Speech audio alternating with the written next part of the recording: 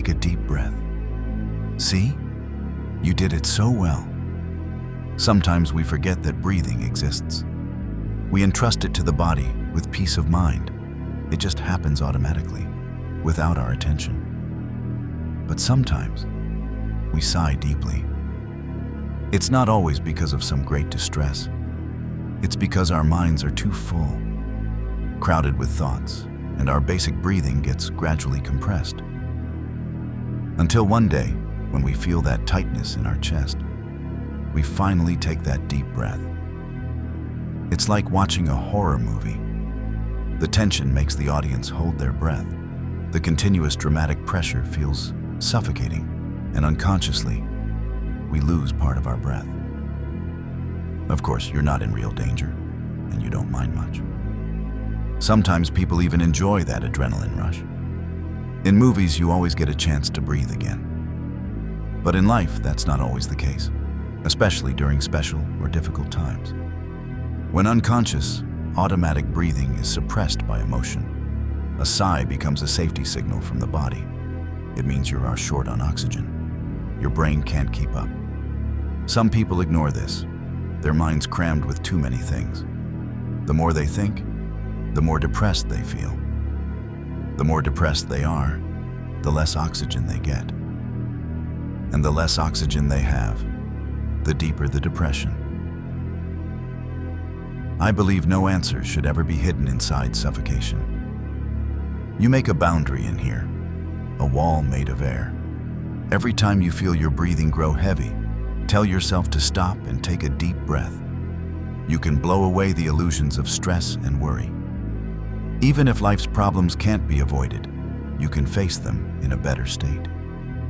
If a person breathes about 20,000 times a day, imagine what it would mean if someone took in half as much oxygen every day for 10 years. What kind of mental state would that lead to? As for why people fall into depressive thinking, it's not entirely your fault. Let me tell you a secret. When we're depressed, certain nerves in the body become active. They make us replay pain over and over, immersing ourselves in it, trying to solve the problem, but sinking deeper into it. Just like how exercise triggers hunger, it's a natural physical response. Sometimes we do need quiet to reflect. That means taking a deep breath before your chest tightens. When we control our own bodies, calling a stop is a form of self-discipline, a core act of discipline, but also an act of awareness and gentle self-guidance.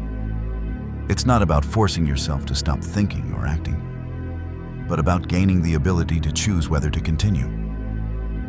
No one needs to act like a priest in front of their desires. This is simply a way to help you channel guilt when you feel enslaved by your own hormones. We don't have to deny our genetic nature. Crude resistance is just a form of rejection. It won't help us understand ourselves better. I know you're afraid of losing control over certain behaviors, so being decisive feels safer for now. But as you become more familiar with your body, calling a stop becomes a way to build emotional and physiological regulation. Like I said, you can't always control how something begins, but you can control how it ends. By stopping, you take control of the process. Do it often enough, and even the beginnings you once couldn't control will become easier to manage. Keeping things balanced in your favor, that's your wisdom. It's not easy. Many people are too lazy to think deeply, so they tell themselves, "I just won't think about this," or "I'll only do that." But to avoid narrowness and unlock our potential, we must admit that practice is still needed. It depends on our self-awareness and our determination to act. The first step is awareness. I'm doing it again. I'm thinking about those people again. That's okay. Don't panic. You've already noticed it. Don't struggle with it. Maybe the struggle feels fun, but you know how it ends. It deepens depression. Don't judge or blame yourself. Try to disconnect those unnecessary hormonal links. That's interesting too. Pause. Become aware of your breathing. Take control. Breathe deeply, open a window, and send some fresh oxygen to your oxygen-starved brain.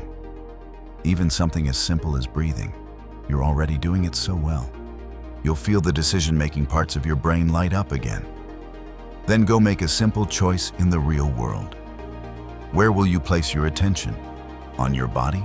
Outside the window? The dishes in the sink? Choose what you like. This is how you train your ability to call a stop.